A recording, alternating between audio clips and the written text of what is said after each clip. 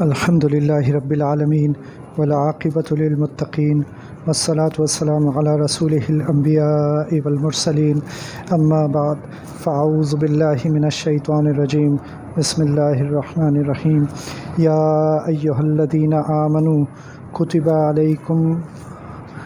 علیکم الصیام کما کتب علی الذین من قبلکم لعلکم تتقون۔ صدق اللہ العظیم۔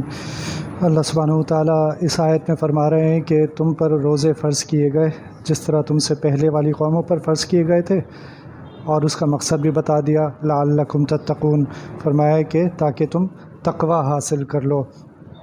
تو اب کیونکہ رمضان کا مہینہ تقریباً سر پہ آ گیا ہے اور یہ دن جو باقی رہ گئے ہیں یہ بھی بہت تیزی سے گزر جائیں گے، تو اگر ہم رمضان کی اہمیت کو ابھی سے سمجھ لیں تو ابھی سے تیاری کرنے کی بھی کوشش کریں گے کہ رمضان کی تیاری بھی کوئی چیز ہوتی ہے، صرف شادیوں کی تیاری نہیں ہوتی جو 5-6 مہینے پہلے شروع ہو جاتی ہے۔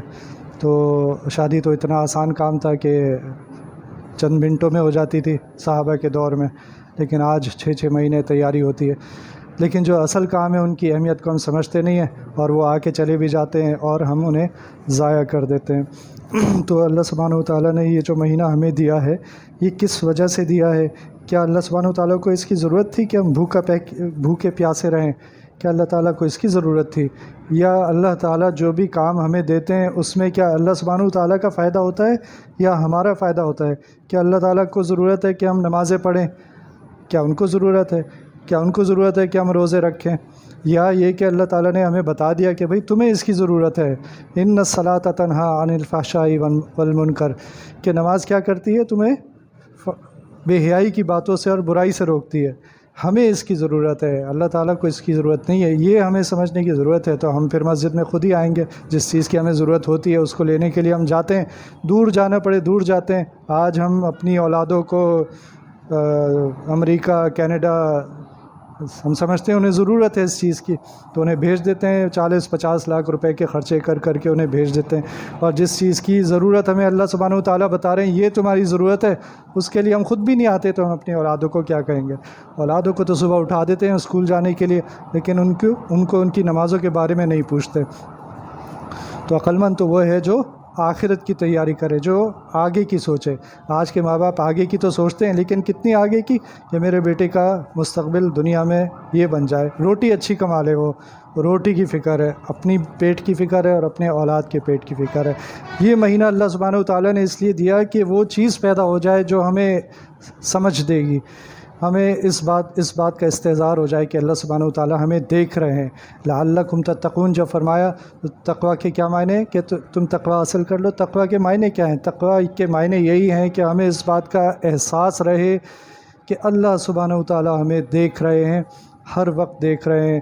جب اذان ہو رہی ہے اور میں مسجد میں نہیں آ رہا تب بھی دیکھ رہے ہیں، جب میں جھوٹ بول کے کاروبار کر رہا ہوں، دھوکہ دے کے کاروبار کر رہا ہوں تب بھی اللہ سبحانہ وتعالیٰ مجھے دیکھ رہے ہیں، جب میں روزے میں گالیاں دے رہا ہوں اور غصہ کر رہا ہوں تو بھی اللہ تعالیٰ مجھے دیکھ رہے ہیں۔ تو یہ تقوی جو ہوتا ہے، جب تقوی آ جاتا ہے تو انسان گناہوں سے اپنے آپ کو روکنے کی صلاحیت حاصل کر لیتا ہے۔ یہ صلاحیت جو ہے یہ رمضان میں پیدا ہوتی ہے۔ رمضان کا مہینہ اسی لیے اللہ سبحانہ وتعالیٰ نے دیا کہ یہ صلاحیت تمہارے اندر پیدا ہو جائے، آگے جو 11 مہینے آ رہے ہیں اس میں تمہارے لیے آسانی ہو جائے گی۔ جتنی محنت اچھی اس مہینے میں ہو جائے گی اتنے ہی آگے کے 11 مہینے اچھے گزریں گے۔ تو اللہ سبحانہ وتعالیٰ نے کیا کیا؟ جو حلال تھا اس کو حرام کر دیا۔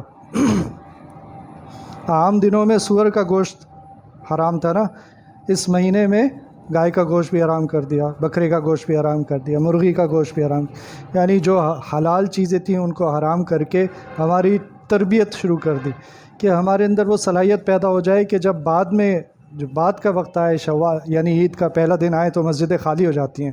ہونا کیا چاہیے تھا کہ مسجدیں اسی طرح بھری رہتی ہیں، تقوی پیدا ہو گیا تھا۔ جی اللہ تعالیٰ نے یہ مہینہ دیا تھا تقوی پیدا کرنے کے لیے، تقوی پیدا ہو گیا، اب مسجد کے بغیر کہیں دل نہیں لگتا، مسجد چھوڑنا مشکل ہو گیا، ہونا تو یہ چاہیے تھا۔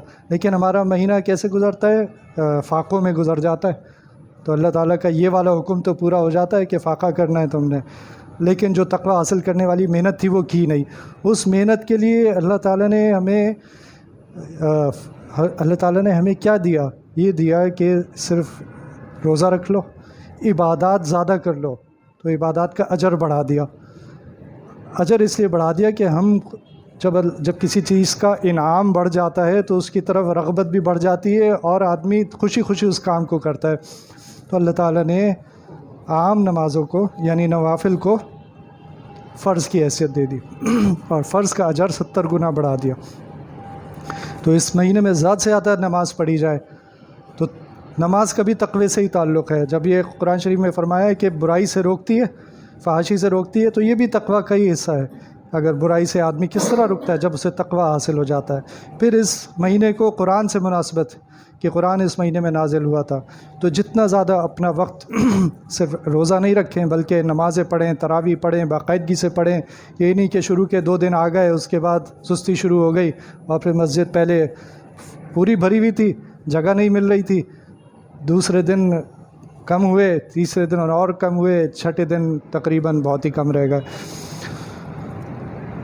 تو وہ جو محنت ہے اس محنت کی طرف توجہ ہونی چاہیے کہ اس مہینے کو میں ضائع نہیں ہونے دوں گا۔ اس مہینے میں جتنی نمازیں پڑھ سکتا ہوں اتنی پڑھوں گا، تراویح کی پابندی کروں گا، اور قرآن شریف جو کہ جس کا اس مہینے سے خاص تعلق ہے اس کی تلاوت کروں گا اور اس کو سمجھنے کی کوشش کروں گا، کیونکہ اس قرآن کا بھی تقوی سے ہی تعلق ہے۔ اس کی ابتدا میں ہی فرما دیا ھدی للمتقین۔ اس میں کس کے لیے ہدایت ہے؟ تقوی والوں کے لیے ہدایت ہے۔ اور تقوی والوں کے لیے میرے شیخ فرماتے ہیں کہ جو شخص تقوی کی کوشش کر رہا ہو وہ بھی متقین میں شامل ہے۔ یعنی اس آیت میں جو متقین کا ذکر کیا، جو تقوی کے لیے جس نے سوچنا شروع کر دیا ہو وہ بھی متقین میں شامل، تاکہ اس کو ہدایت ھدی للمتقین، تو اس کو قرآن شریف سے پھر ہدایت ملنی شروع ہو جائے گی۔ تو ہم اس مہینے میں اگر اپنے آپ کو قرآن سے جوڑیں گے، نمازوں سے جوڑیں گے، روزہ تو انشاءاللہ سبھی رکھیں گے، تو پھر حقیقت میں ہمیں تقوی حاصل ہو جائے گا انشاءاللہ۔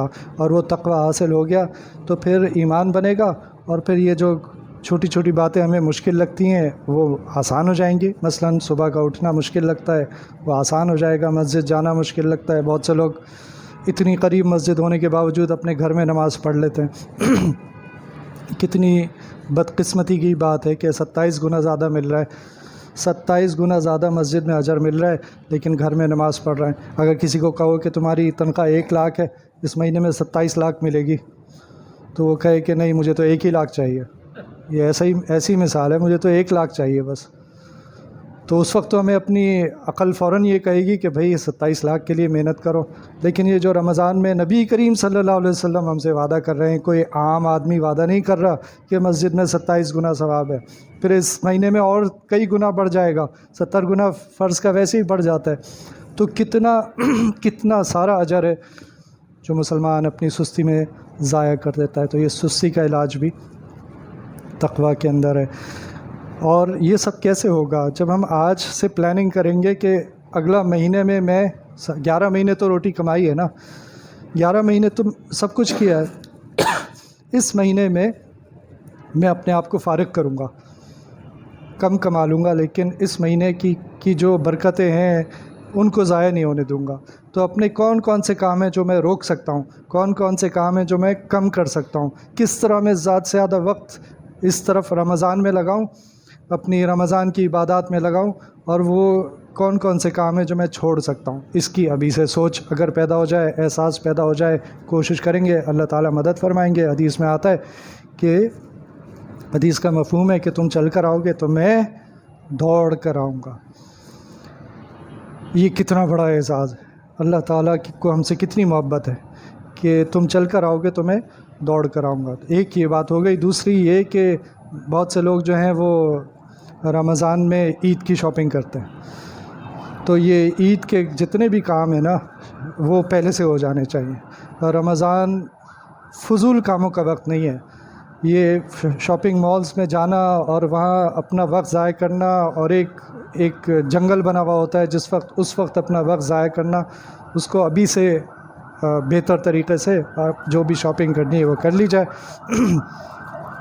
اور اس کے علاوہ جو چیزیں ہم پہلے سے گھر میں لا کے رکھ سکتے ہیں تاکہ ہمیں کم سے کم بازار میں جانا پڑے اور ذات سے ادب عبادات میں لگا سکے تو وہ بھی جو گھر کی روزمرہ کی شاپنگ ہوتی ہے وہ بھی جلد از جلد پہلے سے کر لی جائے. جو کر سکتے ہیں، جو نہیں کر سکتے وہ تو خیر اس کا کچھ نہیں، لیکن جو پہلے سے کر سکتے ہیں وہ پہلے سے اسٹور میں رکھ لی جائیں چیزیں کہ رمضان کو میں رمضان میں اپنے آپ کو وقف کرنا چاہتا ہوں عبادات میں، تاکہ مجھے تقوی حاصل ہو جائے، تاکہ میری زندگی بدل جائے، تاکہ میرا وہ جب میری روح یہاں سے نکلے تو اللہ تعالیٰ نے جو فرمایا یا ایتھا النفس المطمئنہ، اے مطمئن ہو جانے والی روح، ارجعی الی ربک راضیۃ مرضیہ، لوٹ آ اپنے رب کی طرف، تو اپنے رب سے راضی اور تیرا رب تجھ سے راضی. یہ ہمیں اللہ سبحانہ و تعالیٰ فرمائے ہماری روح اس حالت میں واپس جائے. زندگی کا کوئی بھروسہ نہیں ہے. ابھی ایک صاحب کا پتہ چلا کہ وہ بیمار تھے 1 سال سے، ان کی بیماری کی تشخیص نہیں ہو پا رہی تھی، صرف پیٹ میں درد رہتا تھا، ان کے کھایا پیا نہیں جا رہا تھا. پھر بالآخر ان کی بیماری کی تشخیص ہوئی، انہیں بلڈ کینسر تھا. 1 ہفتے بعد ان کا انتقال ہو گیا. جو انسان دیکھنے میں بہترین صحت میں نظر آ رہا ہو اس کا بھی کچھ پتہ نہیں. ایسے لوگوں کو بھی ہم جانتے ہیں کہ انتہائی اچھی صحت، لیکن اچانک کوئی تشخیص ہوئی بیماری کی اور وہ دنیا سے چلے گئے. اللہ تعالیٰ ہمیں رمضان تک پہنچا دیں، اللہ تعالیٰ ہمیں تقوی حاصل کرنے کی توفیق عطا فرمائیں. ربنا آتنا فی الدنیا حسنۃ وفی الآخرۃ حسنۃ وقنا عذاب النار. ربنا ظلمنا انفسنا وان لم تغفر لنا وترحمنا لنکونن من الخاسرین. ربنا لا تزغ قلوبنا بعد إذ هديتنا وهب لنا من لدنك رحمة إنك أنت الوهاب. الہ العالمین اطاعت کی خوب توفیق عطا فرمائیے، گناہ اور برائی سے بچائیے، ہر قدم پر نبی کریم صلی اللہ علیہ وسلم کی پیروی کی توفیق عطا فرمائیے. یا اللہ ہمیں رمضان کے مہینے تک پہنچا دیجیے، اور جو رمضان کا مقصد ہے وہ ہمیں حاصل کرنے کی توفیق عطا فرمائیے. یا اللہ فلسطین کے مسلمانوں کی مدد فرمائیے. یا اللہ ہمیں توفیق دیجیے کہ ہم فلسطین کے مسلمانوں کی جو بھی مدد کر سکتے ہیں کریں. یا اللہ ان کو اپنی دعاؤں میں یاد رکھیں. یا اللہ ان کا ملک آزاد کر دیجیے. یا اللہ ان کا ملک آباد کر دیجیے. یا اللہ ان کے گھر دوبارہ سے بسا دیجیے. یا اللہ ان کو قوت استقامت عطا فرمائیے. یا اللہ اسرائیل کو تباہ برباد کر دیجیے. یا اللہ ظالم جہاں کہیں بھی ہے، یا اللہ خصوصاً فلسطین میں اور جس کسی اسلامی ملک میں ہے، یا اللہ ہم آپ سے کہتے ہیں کہ انا نجعلک فی نحورہم ونعوذ بک من شرورہم. انا نجعلک فی نحورہم ونعوذ بک من شرورہم. وصلی اللہ تعالی علی خیر خلقہ محمد وعلی آلہ واصحابہ اجمعین. آمین برحمتک یا رب.